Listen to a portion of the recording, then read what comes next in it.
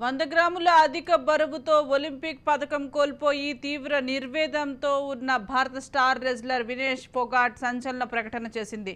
రెజ్లింగ్కు retirement ప్రకటిస్తున్నట్లు వెల్లడించింది. Retirement ప్రకటన చేస్తూ భావోద్వేగానికి గురైంది. ఇక పోరాడే బలం లేదంటూ రెజ్లింగ్కు వీడ్కోలు పలికింది. ఈ మేరకు సోషల్ మీడియా ఎక్స్లో వినేష్ పోస్ట్ పెట్టింది. రెజ్లింగ్ తనపై గెలిచిందని, తాను ఓడిపోయానని ఈ పోస్ట్లో వినేష్ పేర్కొంది. మీ కళ, తన ధైర్యం రెండూ విచ్ఛిన్నమయ్యాయని, ఇక తనకు పోరాడే బలం కూడా లేదని వినేష్ ఆ పోస్ట్లో పేర్కొంది. ఈ ప్రకటనతో భారత రెజ్లింగ్లో ఓ పోరాట యోధురాలి శకం ముగిసింది. ఒలింపిక్స్లో పథకం గెలిచి తన కెరీర్కు ఘనంగా ముగింపు పలకాలని భావించిన వినేష్ ఇప్పుడు తీవ్ర నిర్వేదంతో ఈ అనూహ్య నిర్ణయం తీసుకోవాల్సి వచ్చింది. ఒలింపిక్స్లో 50 కేజీల మహిళల విభాగంలో ఫైనల్ పోరుకు ముందు 100 గ్రాముల అదనపు బరువుతో అనర్హతకు గురైన భారత star wrestler Vinesh Phogat court of arbitration for స్పోర్ట్స్ను ఆశ్రయించింది. సెమీస్ గెలిచి ఫైనల్కు వెళ్లిన తనకు సిల్వర్ మెడల్ ఇవ్వాలని ఫిర్యాదులో కోరింది.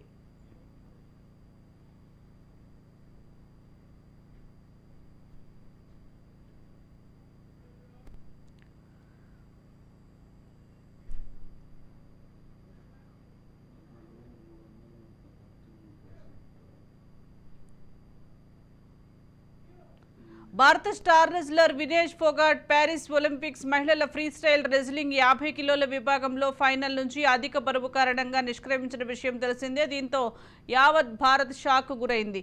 పథకం ఖాయమనుకున్న సమయంలో ఇలా అర్ధాంతరంగా పోటీల నుంచి నిష్క్రమించడం అందరికీ షాక్ ఇచ్చింది. ఈ క్రమంలోనే వినేష్ స్వరాష్ట్రం హర్యానా ఆమెకు మద్దతుగా నిలిచింది. తాజాగా అక్కడి సర్కార్ కీలక నిర్ణయం తీసుకుంది. వినేష్కు రజత పథక విజేతకు దక్కే అన్ని సన్మానాలు, రివార్డులు, సౌకర్యాలు అందిస్తామని ప్రకటించింది. ఈ మేరకు ఆ రాష్ట్ర ముఖ్యమంత్రి నయాబ్ సైని ఎక్స్ వేదికగా ప్రకటించారు. వినేష్ ఛాంపియనేనని, ఈ సందర్భంగా ఆమెను హర్యానా ముఖ్యమంత్రి కొనియాడారు. అద్భుతమైన ప్రదర్శనతో ఫైనల్ వరకు వెళ్ళింది. ఏ కారణంతోనైనా ఆమె ఫైనల్ ఆడకపోవచ్చు, కానీ మాకు ఆమె ఛాంపియనే. ఈ నేపథ్యంలోనే మా సర్కార్ కీలక నిర్ణయం తీసుకుంది. ఒలింపిక్ మెడలిస్టు మాదిరిగానే ఆమెకు స్వాగతం పలకాలని మా ప్రభుత్వం నిర్ణయించిందని, ఒలింపిక్ రజిత విజేతకు దక్కే అన్ని సన్మానాలు, రివార్డులు, సౌకర్యాలను వినేష్కు అందిస్తామని తెలిపారు. ఈ పేరు ఇప్పుడు భారతీయులందరి ఒక ఎమోషన్ లాగా మారిపోయింది. ఎందుకంటే ప్రతి ఒక్కరు కూడా ఒలింపిక్స్లో ఫైనల్స్ వరకు వెళ్ళి అనర్హత వేటు పడడంతో వినేష్ ఫోగాట్పై ఆమె మళ్ళీ బ్యాక్ వచ్చేసింది. అంటే ఏ పథకం కూడా తీసుకోకుండానే, ఏ మెడల్ కూడా సాధించకుండానే ఒలింపిక్ కమిటీ అయితే ఆమెను ఇంటికి పంపేసింది. సో ఈ సమయంలోనే భారతీయులందరూ, ప్రపంచవ్యాప్తంగా ఉన్న భారతీయులందరూ, సగటు క్రీడాభిమానులందరూ కూడా ఆమె పైన ఒకవైపు సెంటిమెంట్గా చూపిస్తుంటే, మరోవైపు ఆమె భావోద్వేగానికి గురవుతుంటే ప్రతి ఒక్కళ్ళు కూడా ఆమె భావోద్వేగానికి కలత చెందుతున్నటువంటి పరిస్థితి నెలకొంది. సో వినేష్ ఫోగాట్ గురించి మనం ఒకసారి ఏం జరిగింది అనేది ఒకసారి మాట్లాడుకుంటే, Vinesh Phogat free style 50 kgs women's wrestling పోటీలో ఒలింపిక్స్లో పోటీ పడుతున్నారు. ఆమె సెమీఫైనల్లో సెమీఫైనల్లో గెలుపొంది ఫైనల్స్ వరకు కూడా చేరుకున్నటువంటి పరిస్థితి. 6వ తారీఖు ఫైనల్స్ సెమీఫైనల్ జరిగింది. అయితే ఫైనల్స్ ఆడవలసినటువంటి వినేష్ ఫోగాట్ కేవలం 50 కేజీలకి 100 గ్రాముల బరువు అధికంగా ఉండడంతో, అధిక బరువు కారణంగా ఆమెనైతే ఎలిమినేట్ చేయడం జరిగింది. ఆమె పైన అనర్హత వేటు అయితే ఒలింపిక్ కమిటీ వేయడం జరిగింది. ముఖ్యంగా మనం చూసుకుంటే ఒకసారి ఆమె సెమీఫైనల్లో గెలిచిన తర్వాత ఇంకా ఫైనల్స్లో, అంటే మొదటిసారిగా ఒక మహిళ 50 కేజీల ఫ్రీ స్టైల్ రెజ్లింగ్ పోటీలో ఇటు ఫైనల్స్కు చేరిన తొలి మహిళగా కూడా రికార్డు క్రియేట్ చేసిందని చెప్పాలి వినేష్ ఫోగాట్. అయితే ఆమె దూకుడు చూస్తుంటే ప్రతి ఒక్కరు కూడా తప్పకుండా స్వర్ణం సాధిస్తుంది, గోల్డ్ మెడల్ తీసుకొని వస్తుంది ఒలింపిక్స్లో ఇండియాకని చెప్పేసి ప్రతి ఒక్కరు కూడా భావించారు. ఆల్ ది బెస్ట్ కూడా చెప్పారు. కానీ కొన్ని గంటల్లోనే అవన్నీ కూడా, ఆశలన్నీ కూడా, భారతీయులందరి ఆశలన్నీ కూడా ఆవిరైపోయాయి. సో వినేష్ ఫోగాట్ 100 గ్రాములు అధిక బరువు ఉందని చెప్పేసి అనర్హత వేటు వేసి ఆమెనైతే వెనక్కి పంపించడం జరిగింది. అయితే ఈ నేపథ్యంలోనే ఆమె అధిక బరువుని తగ్గించుకోవడానికి చేయని ప్రయత్నం అంటూ లేదు. ఎందుకంటే ఆమె రేపు ఫైనల్స్ జరుగుతాయనగా ముందు రోజు నైట్ నుంచి కూడా నిద్రపోలేదు. అటు నిద్రపోకుండా కూడా మొత్తం ఆమె ఎర్లీ మార్నింగ్ వరకు కూడా అంటే నైట్ మొత్తం కూడా స్కిప్పింగ్ చేస్తూ అలాగే రన్నింగ్ చేస్తూ అలాగే అనేకమైనటువంటి కసరత్తులు చేస్తూ ఆఖరికి ఆమె హెయిర్ కూడా కట్ చేసుకొని బ్లడ్ కూడా తీసేసుకున్నారు.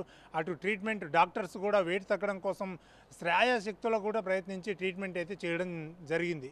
అయినప్పటికీ కూడా ఒక 100 గ్రాముల వెయిట్ ఎక్కువగా ఉండడంతో ఆమె పైన ఒలింపిక్ కమిటీ అయితే అనర్హత వెయిట్ వేసింది. సో ఈ నేపథ్యంలోనే అనర్హత వెయిట్ కారణంగా ఆమె అయితే ఏ మెడల్ కూడా సాధించకుండానే వెనుదిరగవలసిన పరిస్థితి నెలకొంది.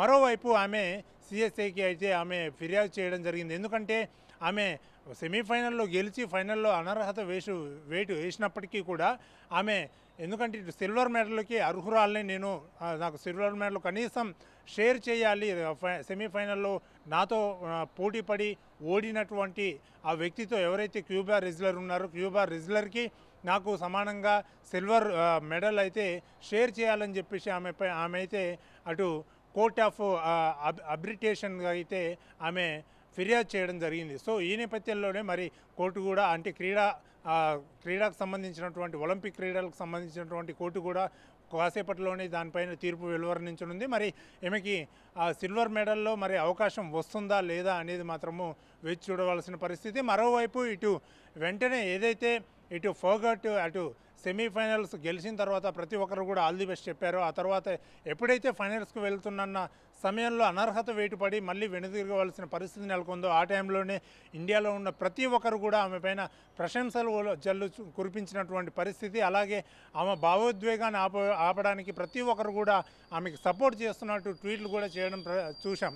ముఖ్యంగా ప్రధానమంత్రి నరేంద్ర మోడీ కూడా ఆమెకి ట్వీట్ చేయడం జరిగింది. నువ్వు ఇక్కడి వరకు వచ్చావు, భారతీయ చరిత్రను నువ్వు తిరగరాశావు, సెమీఫైనల్స్ని గెలిచి నువ్వు ఫైనల్స్ వరకు చేరుకున్నావు, ఇదే నీకు మొదటి విజయం అని చెప్పేసి ఇటు ప్రధానమంత్రి నరేంద్ర మోడీ కూడా ఆమెకి ట్వీట్ చేస్తూ మేమందరం ఉన్నాము, మరొక ఒలింపిక్స్లో నువ్వు తప్పకుండా మెడల్ సాధిస్తావని చెప్పేసి ఆయన ట్వీట్ చేయడం కూడా జరిగింది.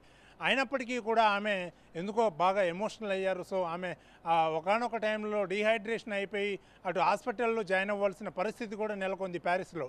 సో ఓవరాల్గా ఇటు భారతీయులందరూ సపోర్ట్ చేస్తున్నప్పటికీ కూడా అటు మరొక సంచలన నిర్ణయం అయితే ఇటు వినేష్ ఫోగట్ అయితే తీసుకున్నటువంటి పరిస్థితి. ఎందుకంటే ఓవరాల్గా ఒలింపిక్స్లో కాదు అసలు రెజ్లింగ్ పోటీలోనే ఆమె జీవితంలోనే ఇంకా రెజ్లింగ్ పోటీలో పాల్గొన్నానని చెప్పేసి రెజ్లింగ్ పోటీలో రిటైర్మెంట్ ప్రకటిస్తున్నట్టు ఒక సంచలన ట్వీట్ చేసింది.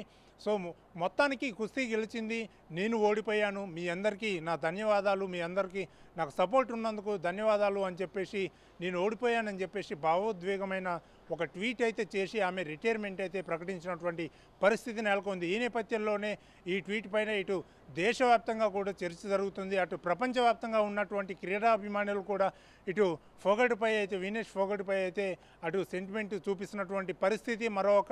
మరొక సైడు కొంతమంది ప్రశంసలు కురిపిస్తున్నటువంటి పరిస్థితి. అటు మరోవైపు అటు మహావీర్ ఫోగట్ అయినటువంటి వాళ్ళ పెదనాన్న కూడా మరొకసారి ఇటు ఫోగట్ని మేము వచ్చే ఒలింపిక్స్కి రెడీ చేస్తాం, తప్పకుండా ఆమె ఏదో ఒక రోజు గోల్డ్ మెడల్ సాధిస్తుంది, ఇటు దేశాన్ని గర్వపడేలా చేస్తుంది అని చెప్పేసి కూడా ఆయన వాళ్ళ పెదనాన్న కూడా మరోవైపు చెప్తున్నటువంటి పరిస్థితి. మరి ఈ నేపథ్యంలోనే ఇటు ఏదైతే క్యూబా రెజ్లర్ ఉన్నారు, క్యూబా రెజ్లర్తో పోటీపడి సెమీఫైనల్లో గెలిచి ఫైనల్స్కు వచ్చింది. అయితే ఫైనల్స్లో మాత్రము ఇటు క్యూబా రెజ్లర్ ఏదైతే ఎలిమినేట్ అయిందో సెమీఫైనల్స్లో ఇటు ఫోగట్తో తలపడి సెమీఫైనల్స్లో వెనుదిరిగిందో ఆమె మళ్ళీ ఫైనల్స్కి అవకాశం ఇచ్చింది ఒలింపిక్ కమిటీ. ఆమె మళ్ళీ అమెరికా రెజ్లర్తో పోటీపడి అమెరికా రెజ్లర్ మీద ఓడిపోయినటువంటి పరిస్థితి. అమెరికా రెజ్లర్కి అయితే ఆమెకైతే మొత్తానికి స్వర్ణ పథకం అయితే ఆమెకి లభించిందనే చెప్పాలి. అయితే సిల్వర్ మెడల్కి సంబంధించి మాత్రము ఆమె కోర్టులో ఫిర్యాదు చేసింది. మరి దీనిపైన ఎటువంటి తీర్పు వస్తుంది, మరి సిల్వరు షేర్ చేస్తారా లేదంటే మరి ఆమెకి ఎటువంటి అవకాశాలు ఇస్తారు, ఏ విధంగా ఆమెకి మెడల్ అందజేస్తారు అనేది మాత్రము కోర్టు తీర్పు వచ్చే వరకు వేచి చూడవలసిన పరిస్థితి నెలకొంది.